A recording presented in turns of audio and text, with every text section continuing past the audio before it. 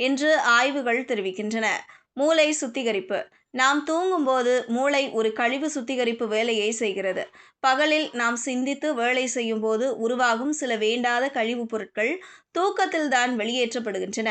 நீங்கள் சரியாக தூங்கவில்லை என்றால் இந்த கழிவுகள் மூளையிலேயே தங்கிவிடும். நினைவாற்றல் குறைபாடு. போதிய தூக்கம் இல்லாதவர்களுக்கு நினைவுத்திறன் குறையலாம். ஆரம்பத்தில் சாதாரணமாக தோன்றும் இந்த மறதி நாளடைவில் தீவிரமடைந்து அல்சைமர் நோயாக மாற ஒரு காரணமாக அமையலாம்.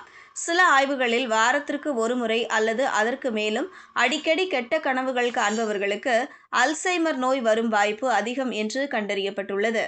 இதுவும் தூக்கத்தின் தரம் மூளையின் ஆரோக்கியத்துடன் எவ்வளவு நெருக்கமாக பிணைக்கப்பட்டுள்ளது என்பதை காட்டுகிறது.